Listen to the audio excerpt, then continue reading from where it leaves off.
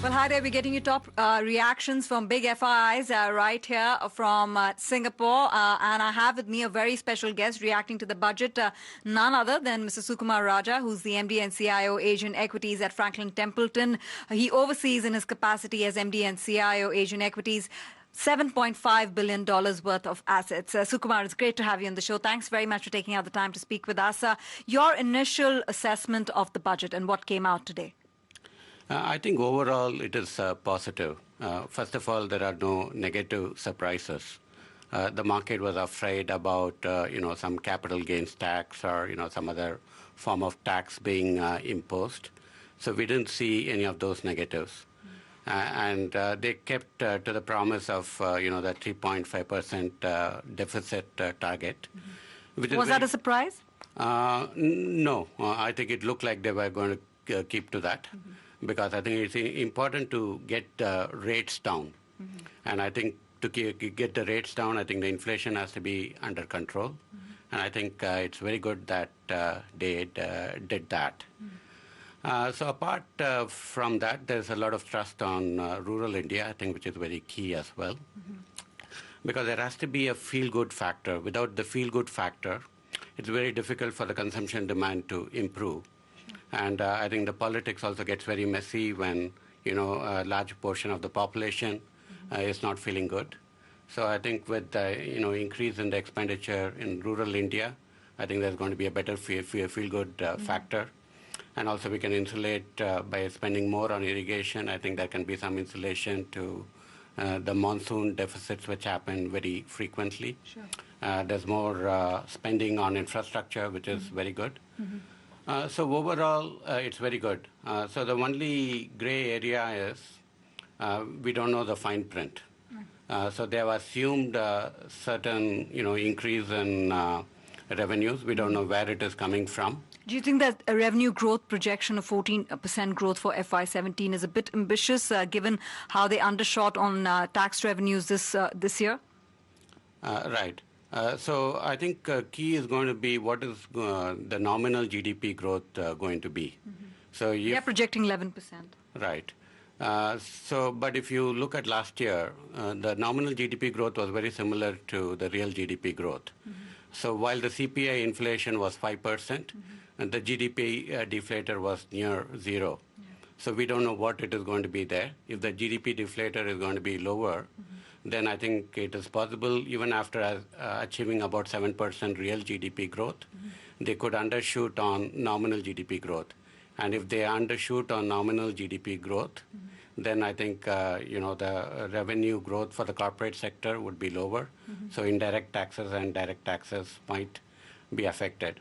So you question that, yes, they've kept to their commitment of 3.5%, but you question whether they will be able to achieve it. All I'm saying is we don't know the fine print. Mm-hmm. So there is a risk that, if the external conditions are not good, mm-hmm. that they can be short of some of the revenue targets, mm-hmm. in which case, they cannot probably go full-fledged, they can't go full hog on the expenditure on many of the items that they hope to spend on. Sure. So that is a gray area. I'm not saying that they won't achieve that, mm-hmm. but we have to see the fine print to understand mm-hmm. what the risks are. Mm-hmm. Without looking at the fine print, it's very difficult to feel 100% confident about that part of it. About execution. Okay, rate cuts. That's the next thing which is on everybody's mind. Given the fact that the equity markets are rejoicing, there's a bit of a relief rally in the equity markets, a bit of a relief rally in the bond markets. The yields have come off. What are you expecting in terms of more rate cuts in addition to the 125 we've seen thus far?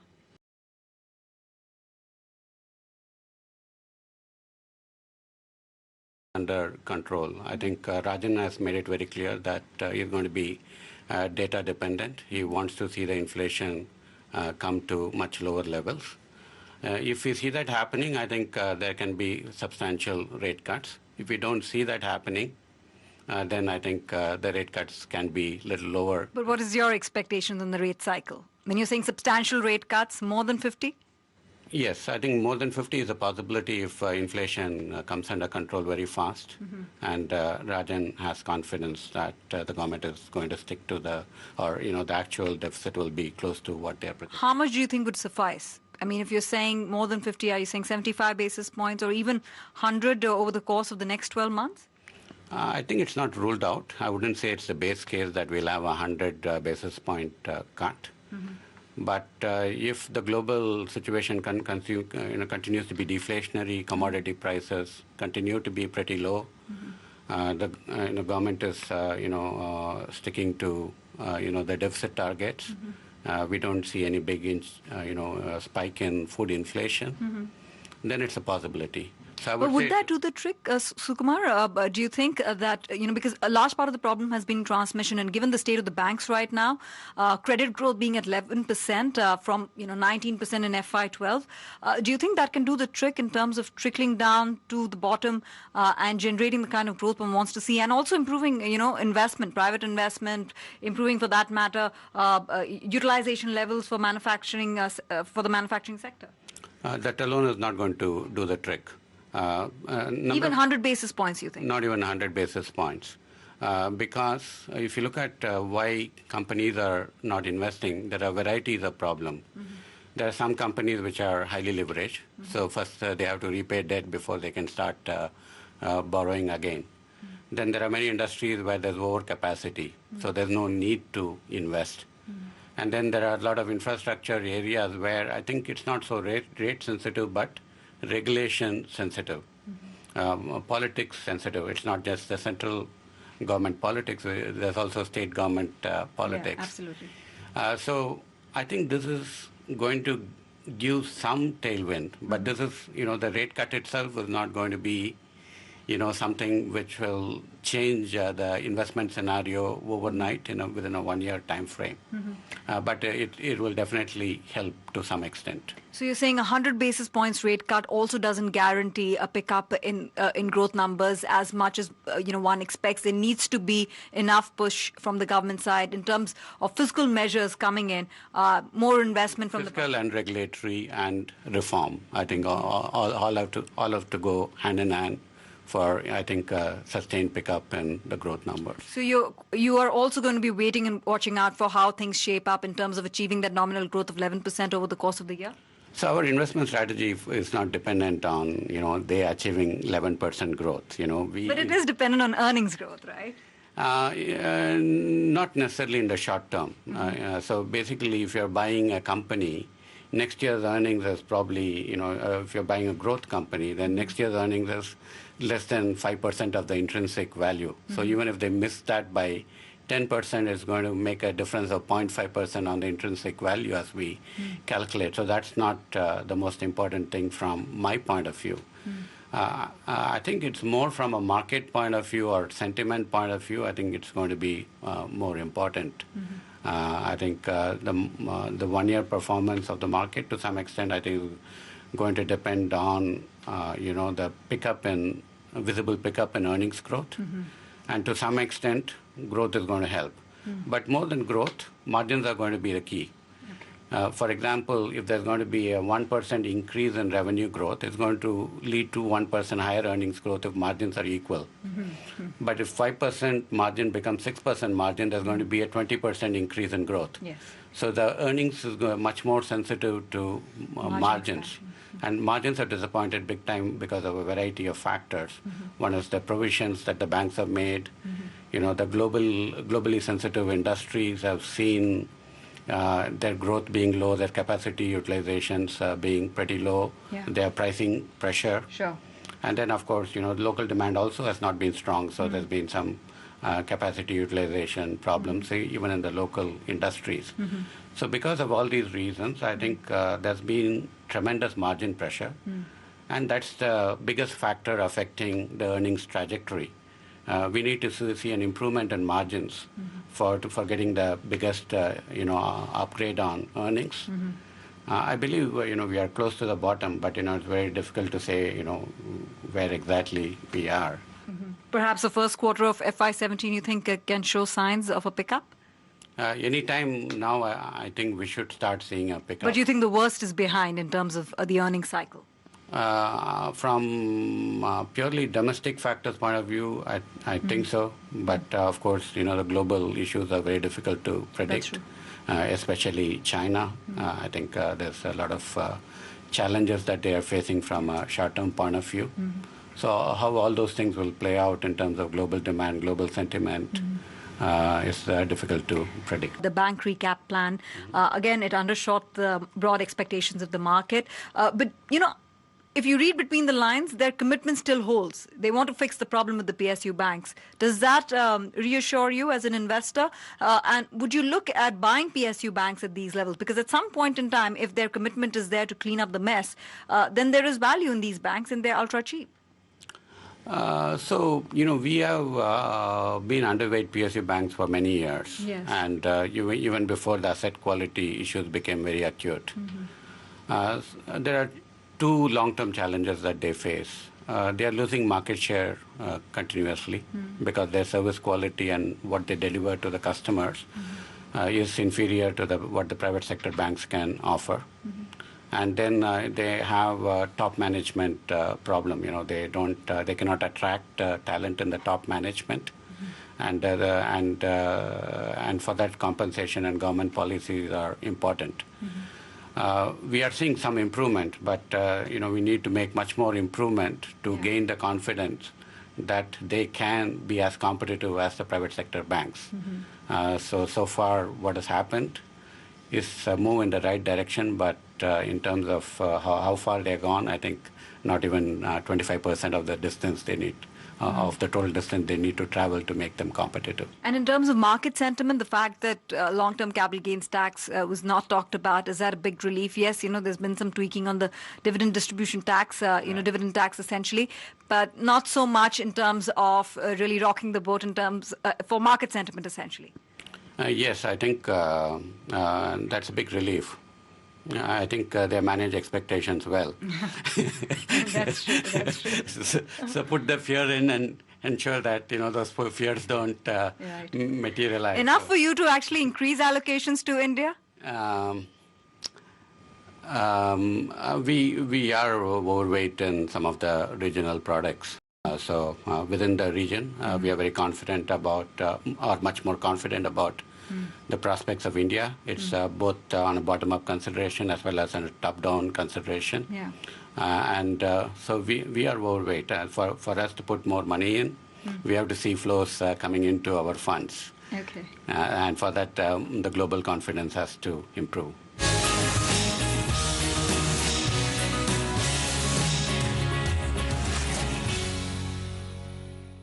China is moving towards a domestic-led economic model, and that just means that they're looking at, they're looking inwards for growth. And that's been advantage India for a long time. I mean, India is known for its domestic-led economic model. And with the thrust on rural demand, with investment in infrastructure, with pushing the rural economy forward, do you think that that's a theme that looks solid going forward? And which is why I said, do you think that China's loss of the step back in China, this transition in China is an important opportunity for allocation of money getting into India? I don't see it that way. What I see India is where China was 20 years ago. Okay. It has the potential for all the four. Close at an inflection point? Where all the four engines can work. Demographics is in favor. Capital productivity can improve. Labor productivity is abysmally low. With urbanization and better mechanization and education, labor productivity can increase substantially. So basically, all the four engines can work in India's favor. And when four engines are working, it's easy to grow at a fairly rapid clip without overheating.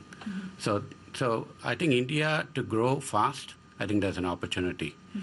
I think I think we should forget about too much of direct comparison with China. China is in a different, much larger economy. Yes, it's a much larger. It's in a different stage of economic development, and they are facing their problems because of number of reasons. Irrespective of what happens to China, even if China does well, I think India has a room to grow much faster. So that opportunity is there, and I think that's what I think investors need to focus on. Okay, so, given that the markets are so depressed right now, at 14 times one-year forward earnings, perhaps people would say that, there was some little more downside to the market from here, but largely coming into the buy zone historically, that the market, calls for investors to put in capital at these levels. Where do you see the investment ideas, investment themes? Because from the start of the year, it's been a rough patch, which has thrown opportunities for investors such as yourself, who are long-term investors, to buy into sectors, where there could be growth certainty at reasonable valuations. And which are those names that you would be looking at, particularly if anything comes out or stands out as an opportunity from this budget? Our top picks have not changed very materially over the last 1 year or even 2 years. So, we like good quality banks because, the savings will grow faster than the economic growth, because the savings rate will increase over a period of time. And financial savings is still a small portion of the total savings, and it will increase. And so we think good quality banks can grow at 18 to 20%, and also maintain very good levels of profitability. So we have a lot of ideas there. In consumer discretionary, we see a lot of opportunity. In quality industrials, again, with all the trust and infrastructure and building the India and creating manufacturing capacity, there are a lot of opportunities. So we see opportunities across multiple areas. We are, by and large, bottom-up stock pickers. No new ideas have come to mind in this fall, the last 2 months? I would say that our portfolios have not shifted dramatically. There's always going to be some change, and we cannot speak about what we are buying yesterday till our next fact sheet is out, etc. But I can say that there's been no dramatic change in the portfolio. Would you look at infrastructure at this point in the turn in the cycle? Especially some of the power utilities, whether it's, building roads, bridges, the NHAI projects that are being rolled out. Does that, especially companies with good execution capabilities as well as decent cash flows? So we are not interested in utilities because we like to invest in companies which can generate good return on capital. And it's very difficult for utilities to generate very good return on capital.